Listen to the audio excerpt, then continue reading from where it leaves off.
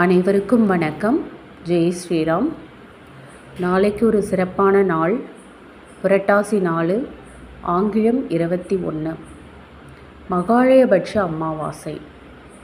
மகாலயபட்சம் அப்படின்னா, மகாலயம் அப்படின்னா பெரிய கூட்டம்னு அர்த்தம்.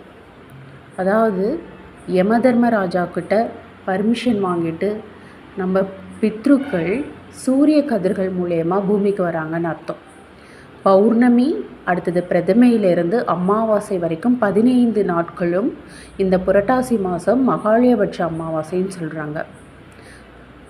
பொதுவாகவே புரட்டாசி மகாலயபட்ச அமாவாசைங்கிறது ரொம்ப சிறப்பான ஒரு அமாவாசை. ஏன் அப்படின்னா, புரட்டாசி மாதம் பகவான் பெருமாளுக்கு உகந்த மாதம். பெருமாள் அப்படின்னாலே மோட்சம்.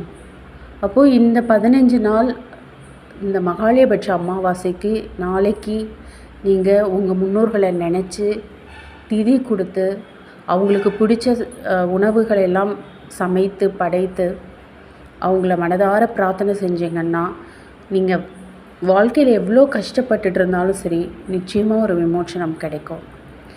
முக்கியமான இன்னொரு விஷயம், இன்னைக்கு நீங்கள் அன்னதானம் கொடுக்கணும். உங்கள் முன்னோர்களை நினைத்து உங்கள் பித்ருக்களை நினச்சி நிறைய பேருக்கு அன்னதானம் பண்ணுங்கள். இதெல்லாம் உங்கள் வாழ்க்கையில் நிறைய முன்னேற்றத்துக்கு நீங்கள் கண்கூடாக உணர முடியும். இந்த மகாலயபட்ச அமாவாசைக்கு, அதாவது மகாலயம்னா இன்னொன்று இருக்குது, மகா கூட்டல் ஆலயம், மகாலயம். ஒரு நம்மளுடைய முன்னோர்கள் பித்ருக்கள் நம்மளை தேடி இந்த 15 நாளும் என்னை சார்ந்தவங்க யாராவது எனக்கு உணவு கொடுக்க மாட்டாங்களான்னு ஏங்கிட்டு இருப்பாங்களாம்.